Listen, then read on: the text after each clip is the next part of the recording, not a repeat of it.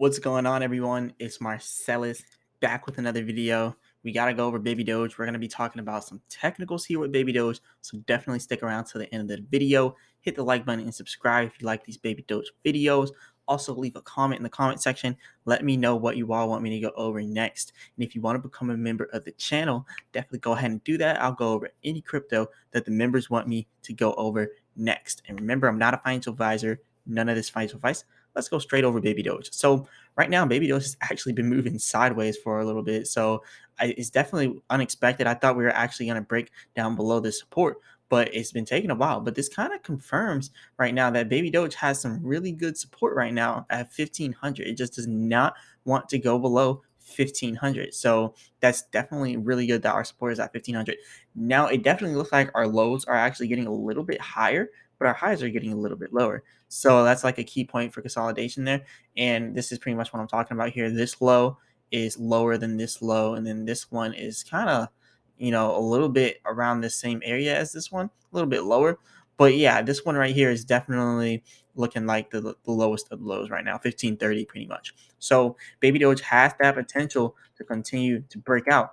But if it keeps going like this and it keeps going sideways and we don't have anything change, then we're definitely going to see another downtrend in Baby Doge. And I know a lot of people don't want to see another downtrend in Baby Doge, but it's inevitable if we keep moving sideways like this. So we just got to work to not move sideways, because look, if we could break out right now, Baby Doge would have no, literally effortlessly breaking past 1700. Like 1700 would be so effortless to break if Baby Doge became bullish right now. And that's because it's such a minor area of resistance. The red areas show resistance and less demand of supply and demand. Green areas like this over here show the support of the supply and demand with more demand. So right now we're seeing Baby Doge is neither in a red or green area. We're just kind of neutral right now. And if you actually look over here, it says the 24-hour market control is in control by the bears by 80%. So even though we're neutral and still moving sideways, Baby Doge is still 80% bearish. And that is because we're not on the higher end of that sideways movement. Like if we were more around 1700 instead of like 1592, 1600, then we would be good. But right now, we're not. We're literally around 1.5. We're at the low area of Baby Doge. So if we keep doing the sideways trading movement, you're going to see another drop all the way down until maybe 1400 down here. And that's actually where our previous support is. So you would see that drop go from here down to 1400. And that's this line here. So you could see it hit 1400. Now, if we broke 1400, the next area of support for Baby Doge would then be over here, which would be 1200, or pretty much 1240, somewhere around there. 1240, 1250, somewhere around there. But yeah, that is going to be the support if we break down below this 1400 area. But right now, I'm not really worried about that. The way Baby Doge is moving sideways, it looks like it may do this for like another day, but something big's about to happen with Baby Doge. Typically, when we see sideways trading movement like this and it just does not want to go down, typically that's a bullish signal that we're about to break out soon. So I'm just saying typically, because we never know. We literally never know. So this right here is the bearish scenario. But what if Baby Doge became bullish? So if we became bullish and we broke past this resistance, like I said, we'll have no problem breaking 1700 if we go on an uptrend right now. But our problem lies pretty much over here. So our problem lies trying to get to 2-0 from 17. So right now, this is the 1950 resistance. And then we have the huge resistance over here around 2050. And then we have even bigger resistance all the way up about 2-3. So this is our real challenge, trying to get past these three resistance areas. But Baby Doge has the potential. It just depends, like if the Baby Doge army keeps pushing it or if we just get something big. Because remember, they said in the AMA, in the next 2 to 3 months, we're going to be getting the wallet, or it was either the wallet or something else.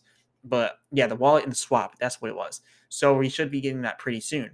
And typically leading up to things like this, we have pumps. So I think we're going to start having a pump pretty soon for this, especially since we're having those major catalysts, those major things coming out soon for Baby Doge. So I think this is going to be really good for us. We have the potential to pump after this.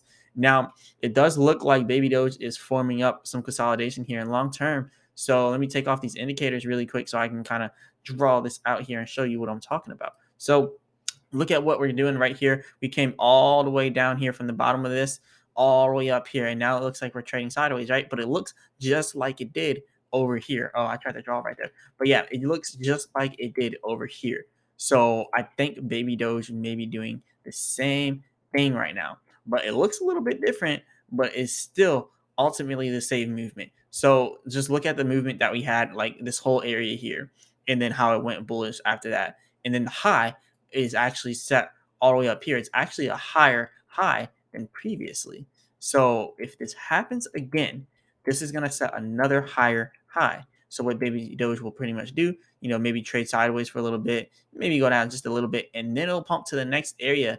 This next area will either probably bring us around 2.2 or 2.3, which would be the top of that resistance. So I think something like that could happen here with Baby Doge.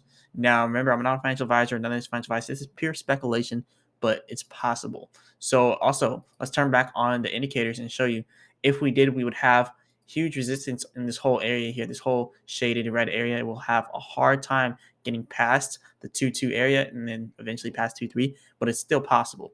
But like I said, if we get rejected again up here, then you're going to see Baby Doge drop below our support that we just now pretty much have down here at 1250. We don't want to see it go below 1250. But if this is a bull trap, then yeah, 1250 is inevitable. So anyways, moving on to Bitcoin here. So as you can see here, Bitcoin, we're kind of doing the same movements here, but we're just a little slightly like more bullish inside Bitcoin. So the bulls are in control of the 24-hour market control of Bitcoin by 60%. But this is looking at it from a short-term view, from a short-term lens, and it's pretty much looking at from way back here, like the start of the day till now. And yeah, we did go up with Bitcoin from the start of the day till now. But look at that. That's so insignificant. 0.7% up. Like, that's nothing. 0.7% in 24 hours. That's really nothing. But yeah, right now you're probably seeing Bitcoin getting rejected in real time here. You can actually see it through this red shaded area right here. And it just now started to form. So we didn't have a red shaded area until about 30.2K. Now we got one set up here around 30K flat. So now 30K is our new main resistance. You can see how the highs are becoming lower in Bitcoin. Yeah, this is definitely a bull trap, and we're probably going to end up dropping down lower again, all the way down to 29K again. We keep bouncing back and forth between these levels. It's crazy, but I'm just looking at the technicals here. When you look at the oscillator, it's showing that the selling or that the buying is actually starting to come in way less frequently. So you're seeing this is a bearish signal now that there's less buying. Now you're getting more selling here on the oscillator.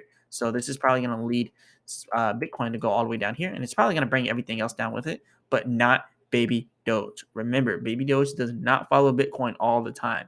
It only does it sometimes, but most of the time, Baby Doge does not follow Bitcoin. Like, I know everything pretty much follows Bitcoin, but a lot of the times when you have meme coins like this, it just goes up when the community talks about it a lot, when the community does a bunch of Twitter posts, when people are just pushing for it, when the developers put something on Twitter.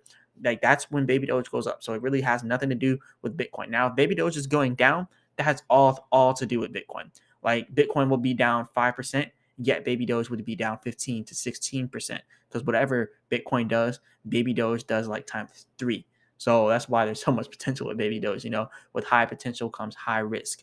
So yep, the reward is definitely worth it. The juice is definitely worth the squeeze with Baby Doge. I believe that wholeheartedly, and I'm definitely going to continue to buy and hold Baby Doge. Like I said, no, none of this is financial advice, none of it at all. But anyways, let's keep pushing right here. So we're coming off an oversold area here off of Bitcoin. We did get a little bit of buying here, but right now it definitely looks like we may have another pullback. But after oversold areas, we typically always bounce back with a lot of buying. And you can see it time and time again. This oversold area bounced back with a bunch of buying. This oversold area didn't really bounce back with too much buying, but we had a little bit of buying, but then it went bearish right again. So yeah, you can see it every single time. Oversold area bounced back with some buying, and then overbought, oversold area bounced back with buying, and the same thing every single time. Oversold area bounced back with overbuying, and oversold, bounce back with buying. So, like I said, you're probably going to see another increase in Bitcoin. But also, like I said before, this could be a bull trap, and it could be the setup of the bull trap. So, this is pretty much all I got for all the technicals. Now, I got a few other things I want to talk about here in Baby Doge. We're only down 2.1%. Not too bad, not too shabby. Everything in the market's pretty much moving sideways right now, including Baby Doge. But we're almost at 1.6 million views. or 1.6 million, not views, but 1.6 million holders. But anyways, we burned about 6.4 trillion within the past day, which is $10,000 worth of baby Doge. That's a lot. In the past hour, $211, which is 126 billion baby Doge.